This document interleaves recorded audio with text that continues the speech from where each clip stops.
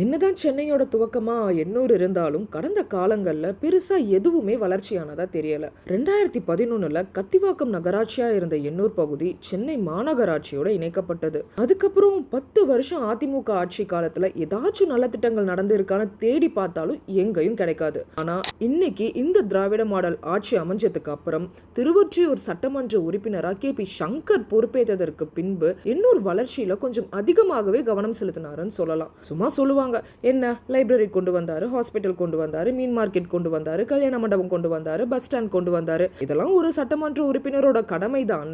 ஆனா இது அப்படி இல்ல. சிறு மழை பெஞ்சாலுமே தண்ணி நிக்கிற பேருந்து நிலையம், அதை சீரமைக்க எவ்வளவோ முயற்சி பண்ணாங்க. ஆனா நிதி இல்ல அப்படின்ற ஒரு காரணத்தை காட்டிய எந்த வேலையும் செய்யாம இருந்தாங்க. இதை அறிஞ்ச சட்டமன்ற உறுப்பினர் தன்னுடைய தொகுதி மேம்பாட்டு நிதிகளை வழங்கி இப்போ இந்த பிரம்மாண்டமான பேருந்து நிலையத்தை கட்டி கொடுத்திருக்காரு. இங்க இருக்கவங்க எல்லாம் ஏழை எளிய உழைக்கும் வர்க்கத்தை சேர்ந்தவங்க.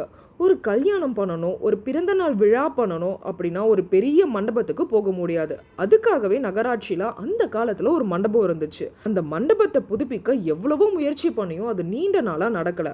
ஆனா சட்டமன்ற உறுப்பினர் KP சங்கர் முயற்சியால இன்னைக்கு திருமண மண்டபமும் காந்தி மார்க்கெட்டும் ஏழை எளிய மக்களுக்கு பயன்பெறும் வகையில சிறப்பா கட்டிட்டு இருக்காங்க.